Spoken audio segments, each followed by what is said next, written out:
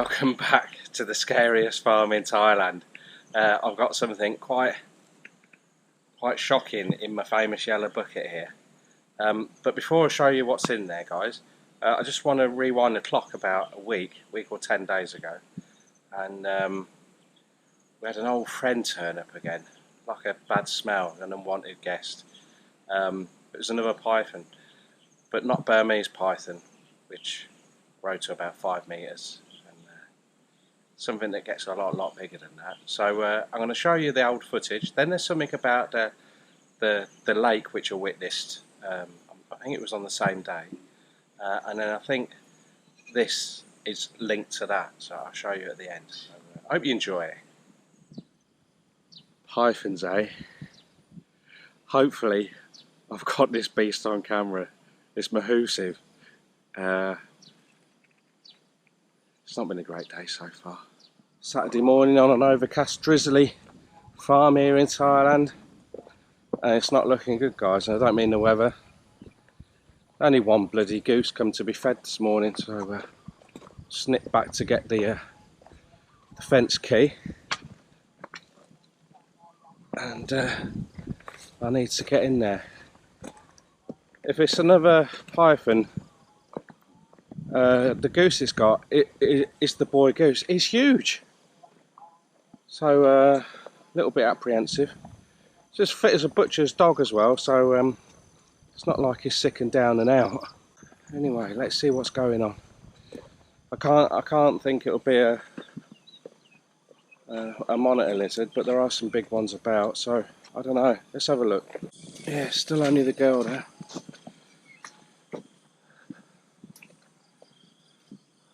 So I'm shitting it, to be honest. I think that's her calling him, because I heard her do that just as I was getting their food ready.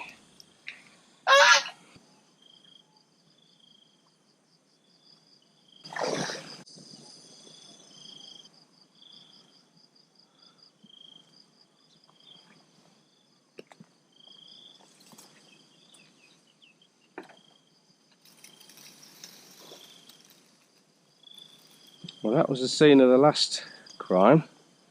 The first one was the opposite side, underneath the mango tree, but the geese don't normally hang out there. Let's shut the gate before we get down to 0 geese. There's a few feathers about. Alright, girl. We'll find him.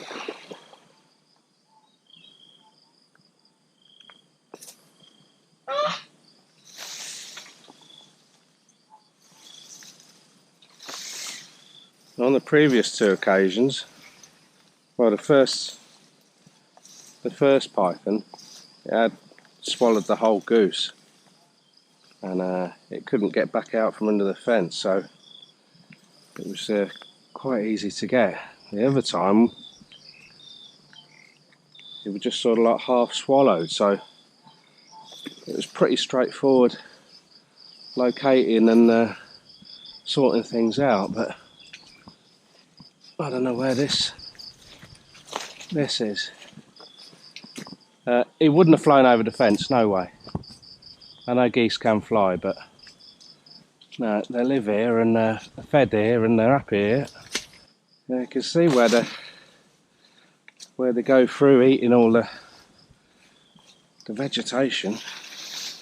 There are some really big catfish in the pond, but no way they would have took him down. Never ever see him go for the ducks. Ducklings and goslings, yeah, maybe. But although I still didn't see that either. Where the hell is he?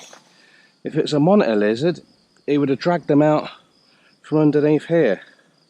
Sometimes they've grabbed the dead fish, and you can see that they've pulled them through the fence. And sort of like it's ripped the fish in half. Great, just a real thick jungle bit to go. That's not nerve-wracking at all, is it? Fuck's sake. I can't believe that someone would have nicked him.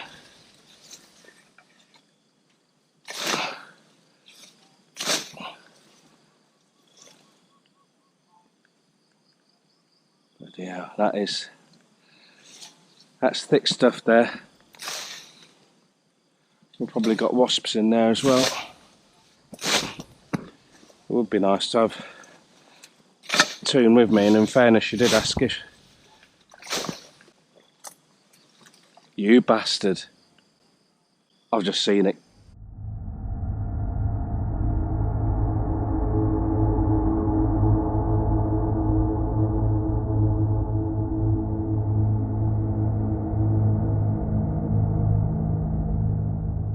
It's just gone in the pond. So, so has it got a goose inside it is the question.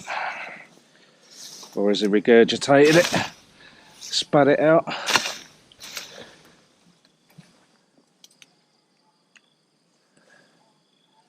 If he's got the goose inside it, he's not going to be able to.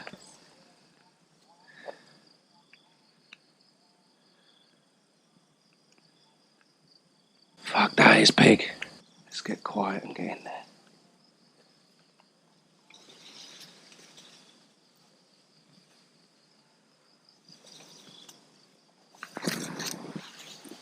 Now that is a different pattern on it.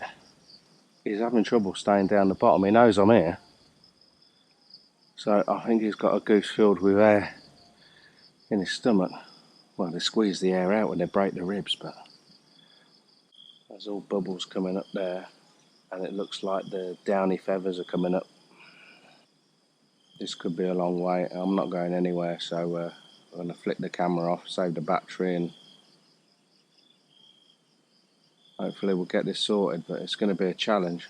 I'm going to have to get my arse online, I think, and look at what other pythons there are in Thailand.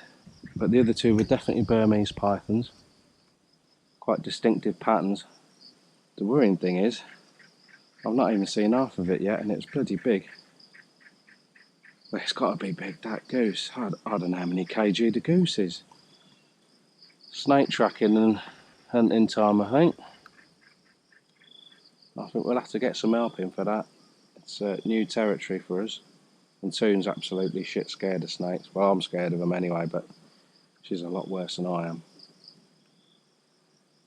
Right, there's no more bubbles or little feathers coming up. He's obviously sitting it out somewhere. Well, I know the Burmese pythons, if I remember correctly, when I was researching the first one that we got, they grow to 5 metres. So we've had one over 3 metres, one touching 2.5 metres. It definitely looks bigger to me from the bit I've seen. Different colouring as well, so I don't know. I've got to go and have a look and know what we're up against. Thing is, if he doesn't gob up the goose, he can't get underneath the fence. Not until he's digested it for a bit. Sneaky shitbag. I don't know if my finger pointing's accurate with my head cam. It just come up where that piece of bamboo's along there, took a mouthful of air, took a look at me, and shot straight back down. Super quick. I think even if he comes out, that's a bit too quick for me. The other times weren't too bad because they were a bit lethargic, but nah, that was bloody quick. Well, that's him down there for another 20 minutes or whatever. I don't know, but that's the first time I've seen it take a mouthful of air. Right, the goats need doing. I've got to get that goose out as well. One goose, that's going to be a bloody ear rape. You're going to have to end up in the table. Geese are like goats in that sense. They don't like being on their own. That'll be the end of the geese. Too expensive to keep buying just for bloody snake food. And mind you, we did eat both the other geese that were retrieved, but I really thought they were more solitary, these snakes, but they obviously all know that there's a good food supply here. Maybe our egg production wasn't as bad as we thought from the ducks. It was just being all taken by the snakes. Right, missus, you gonna come for a walk with me or what? Mind you, she should be safer might need Toon's help to get her out. You want to come? Right, I have to come back and get her with Toon. The fence pond of death. I think it's time we got this all drained out. I know quite a few of you have been asking us when we're going to do that and see what's in here. And we've got not just monster snakes, but we've got monster catfish in here as well. I think it's time that we did that. They're just more secure in here, that was all, with the fence and the geese in here. Can't have one goose on its own. So goose out, fish out, and we've got to have a campaign trying to get these bloody pythons off the land, because they're definitely going to start looking over on the island with the goats. I'm going to come back in about an hour or two. I'll bring the camera with me, and hopefully the snake's out and can't get under the fence, but it moves bloody quick, so that's what just makes me think it's a real big one. It's got a bloody huge adult male goose inside it, and it can still shift. I can't remember which of you guys were telling us, but there was about 2 or 3, maybe even 4 or 5 guys that when we first moved to the farm, and there was a bit of snake action going on, and you say, get yourself some geese. They're brilliant security, and they let you know when there's snakes around. Not so the case with pythons, as it would seem. I suppose this comes with our territory, doesn't it? What we've created here is covering all the soil up and letting things grow. There's a lot of I wouldn't say it's uncharted pasture, but there's a lot of thick growth around here, and it's just ideal territory for these big snakes to hide in. There's always been a history of 1 or 2 big snakes that have been spotted over the years before we moved here, but I suppose with everywhere else being monocropped, we are a bit of a snake oasis here. Mind you, if I just turn the camera around, you'll see around us, they have just been cutting rice on some of the farms, but look at the growth of weeds around there. A lot of the farmers are giving up on it. They gave up during the droughts, 6 months of drought, and now a lot of them are giving up because there's too much water.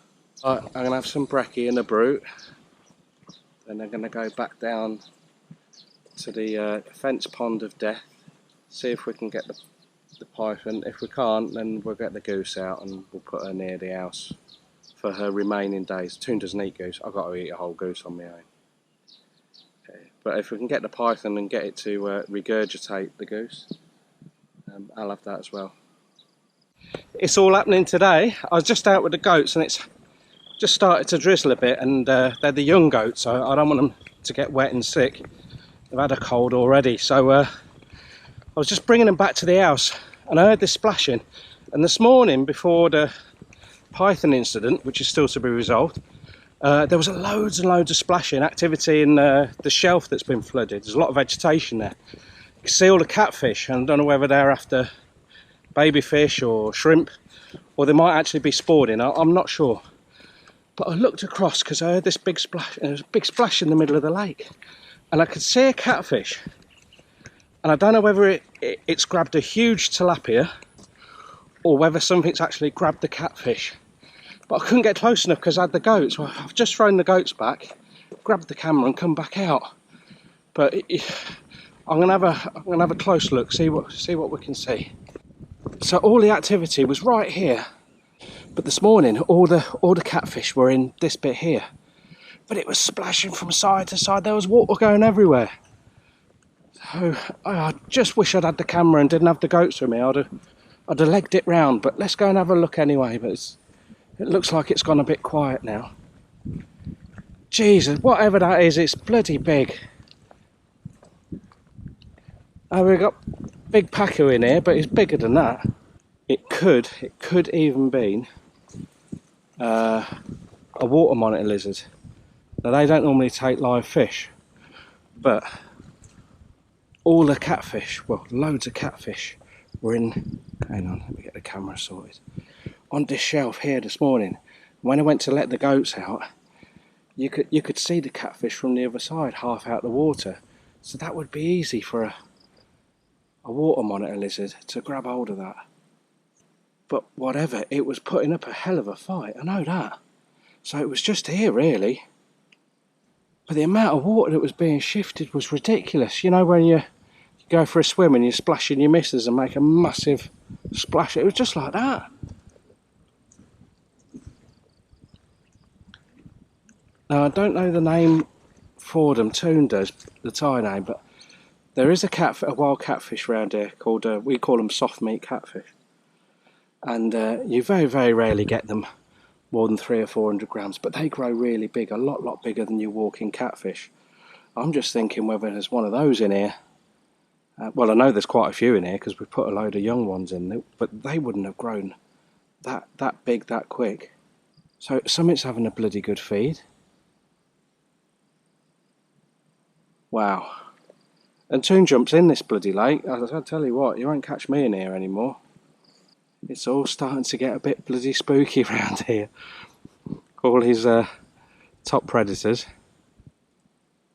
It could have even been a really big snakehead.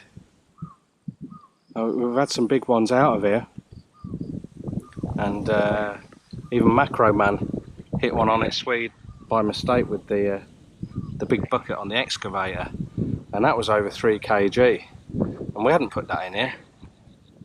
So chances are there's something even bigger than that in here. Well, whatever it is, it's killed whatever it was after and it's eating it somewhere. Geez, that would have been so cool. Really cool to get that on video. I suppose as the lake matures more and more over time, we're going to get more and more of these sorts of things. Alright, I've got to get the big goats out now. It's eased off. So, and they're alright if they get a little bit wet. So I'm going to get them out. They're crying already. They've seen me and they want to get out. As I got back to the house, our builder chap had just visited us, and Toon was telling him about what had happened. He'd just come to give us a bullfrog that he had caught the other night, and he said, "Oh, if it's in the water, just don't waste your time. It'll stay in there all day." I would have thought it needs to warm up to digest the goose, but I'm guessing at it really. Right, I can see Mrs. No Mate's goose in there still. So what I'm going to do, I'm going to head back to the house for my tickling stick, I think. Oh no, I really should. I really should wait for Toon to come back, although she won't go in there with me. So I'm getting paranoid now. I just thought I saw something. It's like the bloody Loch Ness monster, isn't it? Yeah, that snake did shit me up this morning, big time. I'm very surprised. Not just the size of it, but the speed of it. So I think the wise decision is wait till Toon comes back. She won't go in there with me, but at least I know there's someone on the land that I can give a shout to if I need help. So since that this morning, when I got back to the house and was having a bite to eat in my cuppa, it got me thinking a bit, because you know what it's like when you get all your adrenaline running through your system and that, you may not think quite so clearly. What I think was happening, because I saw its tail for ages on the surface, and it was sort of like porpoising, trying to get down, and I really think it's the buoyancy of the goose.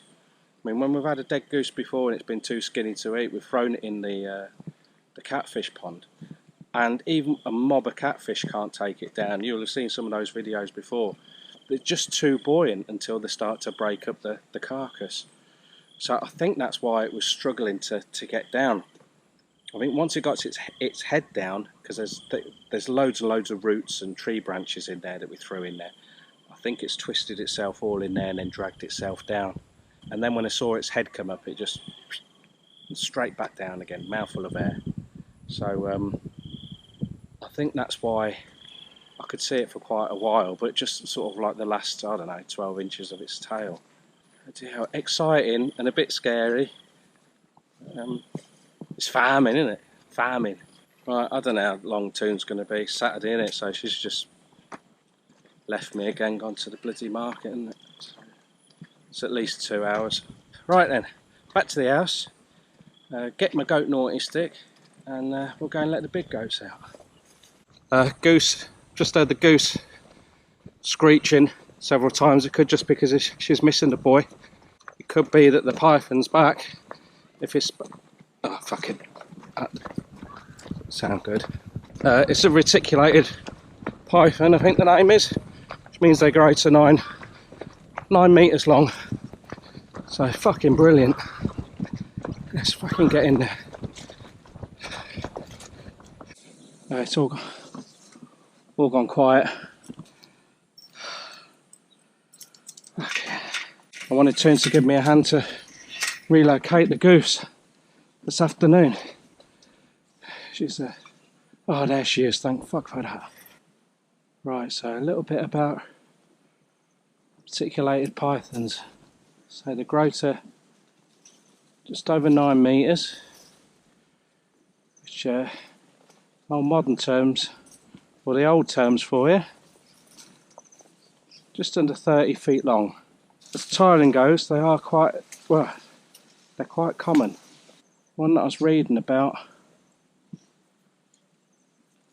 sorry I keep pausing, I'm shitting myself. Southern Thailand, one that was measured at just over 6 metres. That had just swallowed the goat. I think that's how they managed to catch it. They can't leg it very fast after eating a goat. So they can grow another 3 metres ish on top of that. Have been reported cases of fishermen falling asleep and when they wake up they're inside a stomach. Toon and I were chatting to their nephew Lek, who does a lot of hunting at night. He did say it might be one of those when I told him how big it was. So your Burmese python, you're looking at about 5 metres. I always thought anacondas was supposed to be the longest snake in the world, but they're not. They top out at about 7 metres. Oh, I keep forgetting to check the trees, don't I? These are considerably bigger, not quite as heavy. Your anacondas generally heavier than your pythons, though. So, one goose left. And we're going to move her later if Toon ever gets back. Then that's it. I'm pretty sure this is going to either head towards our poultry next to the house, but it's more likely they're going to check out the island and the goats. So yeah, we are going to begin Operation Python Clear Out, and we won't be recording it, guys. Well, we might record parts of it if it's successful, but we have to be careful what we show on YouTube. Toon's nephew was saying that these snakes aren't quite so slow as the Burmese python, and they're a little bit quicker across the ground, and if you confront them, they don't back down. They'll take you on. That's what he said. So if he says be very, very careful, I'll take his bloody word for it. The thing is, every time she has a dip, it's like a bloody Jaws music comes in my head. Every time a bloody catfish jumps, I'll bloody jump. I don't mind working alone, but when it's this sort of bloody thing, fucking hell, it's like aquatic Jurassic Park. Well, it's definitely had that goose, so that'll keep it full for a while, but from what I've been told, if there's another pretty easy meal nearby, they'll hang around and have that as well. Pete Wright, who follows us on the channel, and he's got a Facebook page, and I can't remember whether it's 3, 4 or 5 Burmese pythons he relocated, shall we say. One of them had two Peking ducks inside it. Peking ducks aren't far off the size of a bloody goose. God, with this and what I saw happen in the lake today, I said to Tim, I said, that's it now. I said, no one's going in the bloody lake or the pond anymore. I was always a bit of a skeptic about huge snakes in Thailand, and you know, people say, oh, bloody anacondas, and they're not native to Thailand. I know there's a few that have escaped from captivity. Right, the old adrenaline's gone now because the goose has shut up, so I've lost all my bravery. My bravery credits have gone out the window. Piss that. Let's get my hat back on. I'm going to go down with the bloody flu, and then fucking nothing's going to get done, is it? So it's all got a bit more serious now. I mean, the Burmese pythons were bad enough. You know, with fairly young goats, that's a concern. But with this bigger one that's tipped up now, bigger, faster one, and it's, you know, obviously been recorded that they can swallow a goat no problem. Our goats go through some thick undergrowth, and they go right up to the water's edge as well. Not on that pond, but well, they have done in the past. We got them to clear it about a month ago. I know it doesn't look like it now, but all around the lake, around the irrigation canal, which is pretty overgrown. They're like getting all the morning glory. Yeah, I mean, we've got the goat house near the farmhouse, which is behind the camera now. You know, but that's within not even a stone's throw of the house, so we're not too bothered about that. That's all right. But same distance for the poultry shed. You know, if a bloody duck or chicken goes, then you know, it's not even as bad as a bloody goose. Now I'm thinking I've got to get tooled up for going out when I take the goats out now. And we like to get the young goats out quite early. It makes them very, very strong. You know, it's good exercise.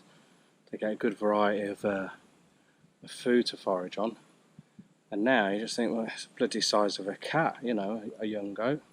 I don't like the idea of just growing fodder, cutting it and bringing it to the island for the goats. We want our goats to be active goats, but I don't know. We might have to have a bit of a rethink, certainly during the rainy season.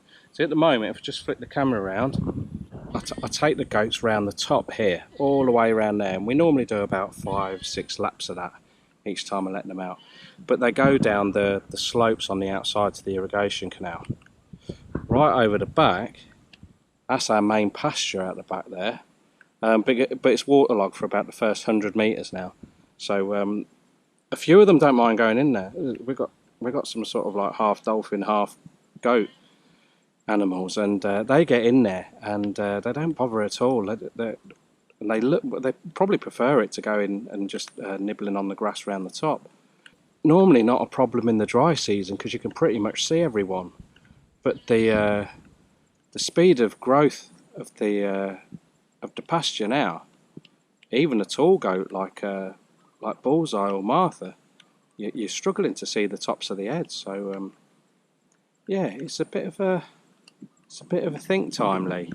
I'm surprised the python hasn't come up to the goat house near the farmhouse and had Shitty Dave. Bet he could smell him from a mile away. Now he's damp. Right, I need to get back. I've got to chop some wood, and then hopefully Mrs will be back. She's just gone to collect some leukemia for the goats. Lek quite often goes and collects it for us, but he's out of the equations today, so it's a bit busy, and it's hardly stopped raining. I managed to get the goats out for about 2 hours this afternoon, and the small goats, that was a big herd. I got the small goats out this morning, but it was only for about 45 minutes. So they're hungry, but you just can't get them wet. When we purchased them, they all had snotty noses and runny eyes a bit. They were a bit under the weather, so last thing we want them to do is get another flu. Good, isn't it? Good weekend, isn't it? Here, there's Wynn's Rodders. I know you didn't get to actually see what I was talking about, guys, in the lake, but now fast forward back to today, and I think this is closely linked to something that's going on in the lake, which is it's a little bit weird, and it's the main reason why I've stopped Toon swimming in the lake. So she's got a brand new inner tube, and she's not allowed to go in the lake dangling her toes in there. So about 2 hours ago, I went to check on the newborn Go kids, and the mums were starting to wander off, find some food for themselves. So I thought, oh, I'll just hang around to keep an eye on the kids. So I'll get my rod out, and I'll try and catch a few tilapia and walking catfish for my dinner, which I did.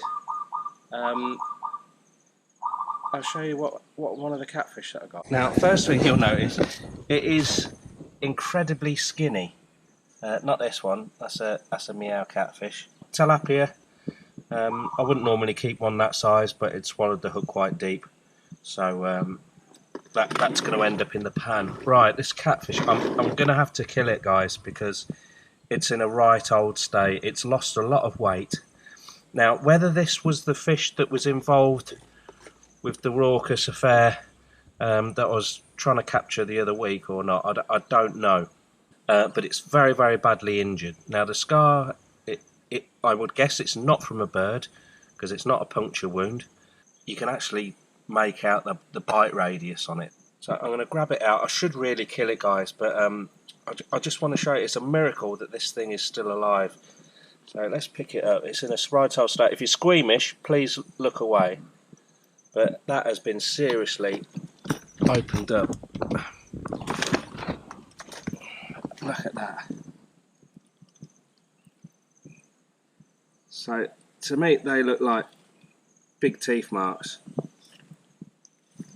Now I don't know whether this is a huge snakehead that's done that. But they're quite deep. So it looks like there's 2 teeth marks there and 1 there. So talking that. So the bite radius. And it's I think that's its liver is hanging out. But it wasn't bleeding when I first got it. It's just been thrashing around in the bucket, and it seems to have opened it up again. So to me, it does look like it's happened a fair few days ago. That is bizarre. So I don't know. Snake, monitor lizard, water monitor lizard. It can't be another catfish because we haven't got any toothed catfish big enough to do that at the moment. Not unless there's a rogue one in there. Snake, I think, as far as fish go, the only toothy predator that we've got that could possibly do that is the snakehead, which, yeah, could swallow that. We've got some really big snakehead in there that could swallow a catfish. But if it's a snake or water monitor lizard,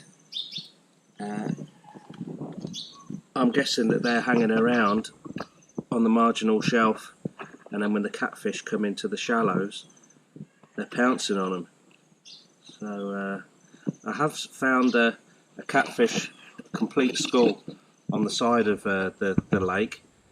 That was quite a long time ago. I didn't record that. I just thought, oh well, it's just died and the bloody dogs had it or something like that. And then we found out that we got monitor lizards. But I would have thought a monitor lizard would eat the whole lot.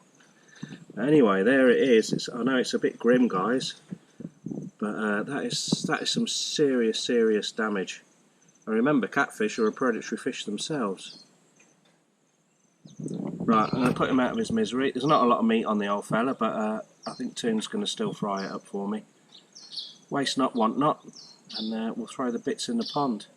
So once COVID's all sorted, guys, if you'd like to come and spend a week's fishing and camping next to the lake, book now. We seem to have quite a few vacancies available. When we bring you a bacon sarnie in the morning, if you're not around, you're probably inside a reticulated python or something. We might have to start offering discounts, eh? Take care out there.